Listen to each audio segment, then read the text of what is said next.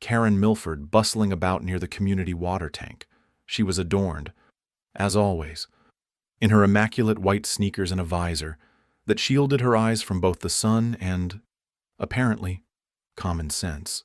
Our neighborhood was an oasis of manicured lawns and uniform mailboxes, where every hedge was trimmed to perfection and every flower bloomed in synchronized harmony. It was here that Karen reigned supreme, self-appointed queen of the Homeowners Association, wielding her clipboard like a scepter. Her presence was as constant as the morning dew, and her rules as rigid as the picket fences lining our streets. On that morning, I watched from my kitchen window, cradling a steaming mug of coffee, as she fussed with the water tank.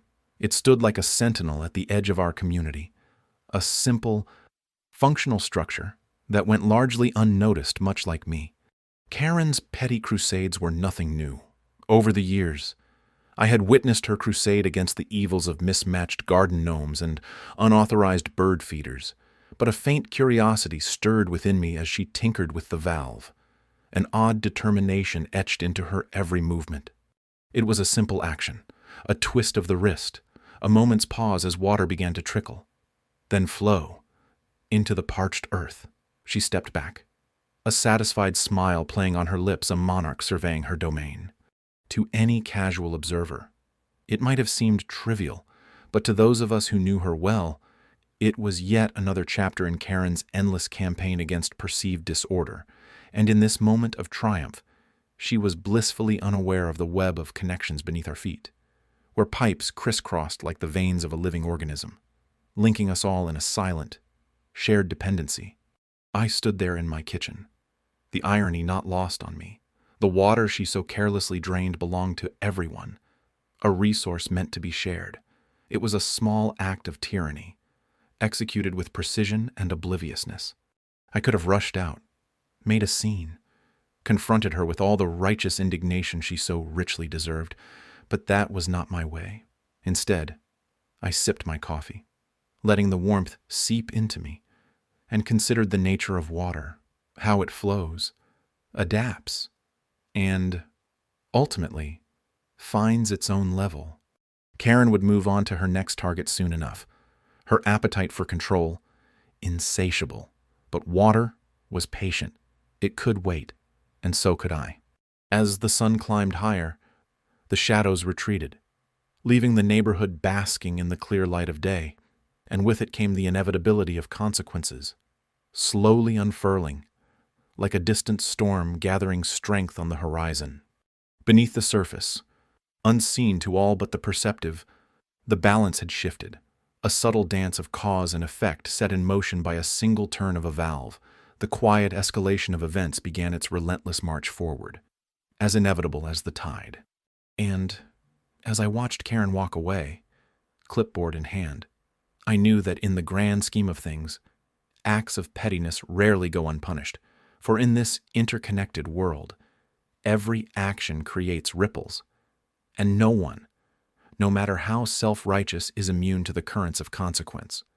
Karen stood at the helm of her crusade, a self-appointed general in the battle for neighborhood conformity.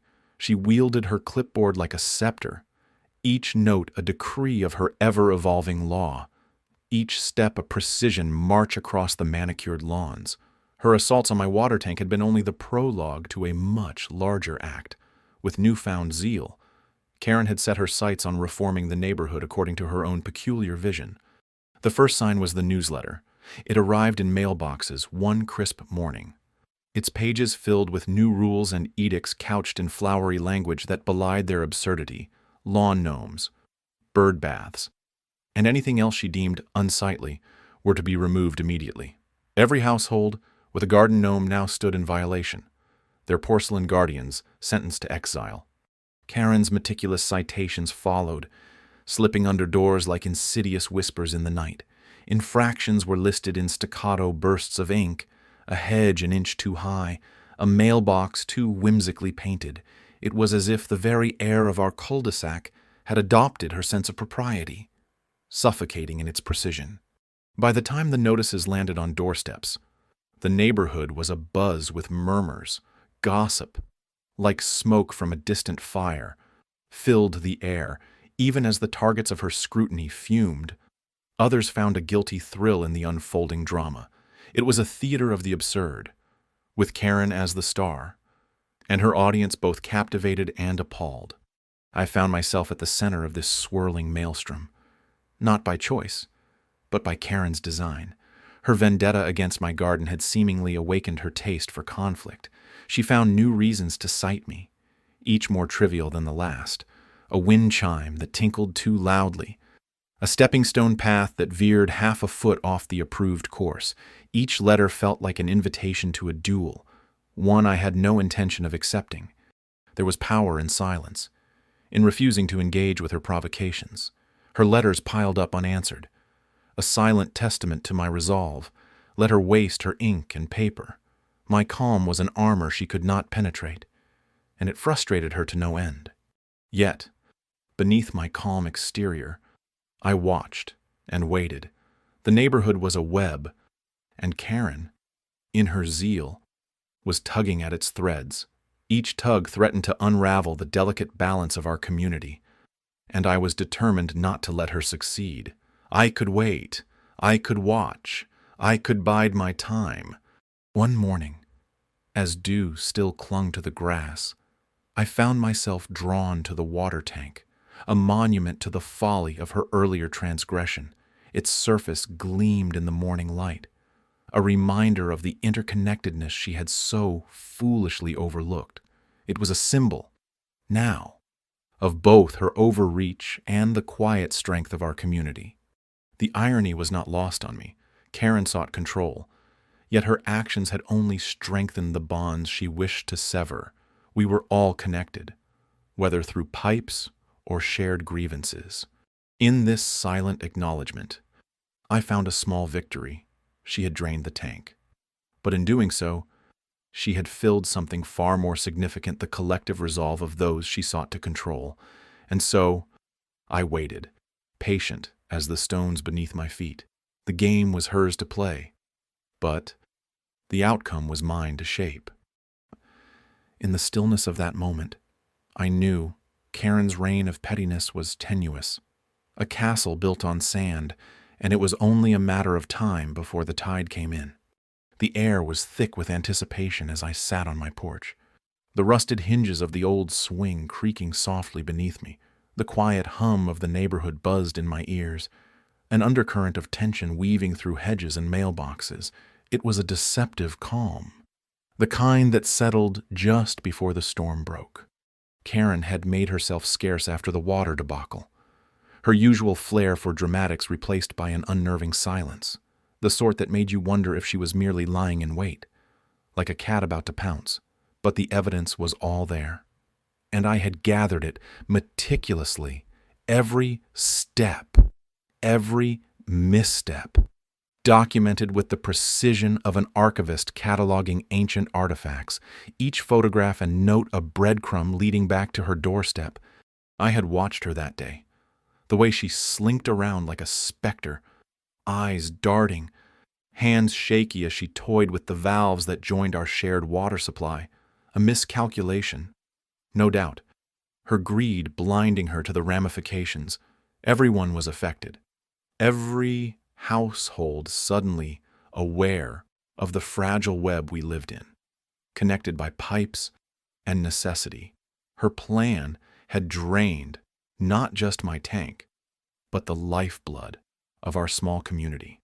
There was irony in that, in the way her actions united us against a common nuisance. The sweet taste of poetic justice lingered in the air, a reminder that even the most selfish intentions can sometimes bring people together.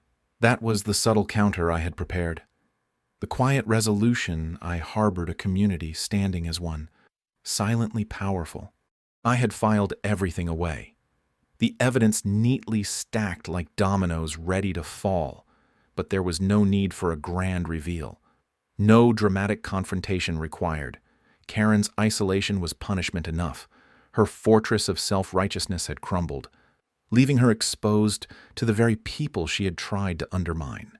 The neighborhood meetings became a place where whispers of disdain turned into conversations of unity, Our collective resolve strengthened with every shared glance, every nod of understanding.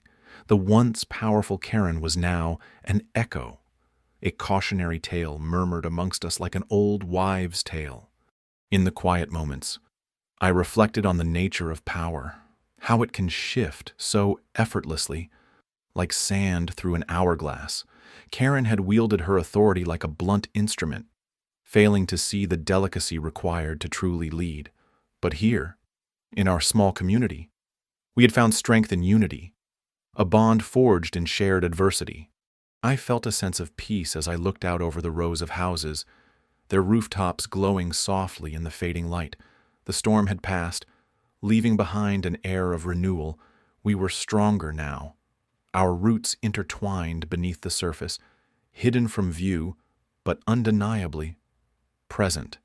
As I sat there, the weight of months of tension lifted.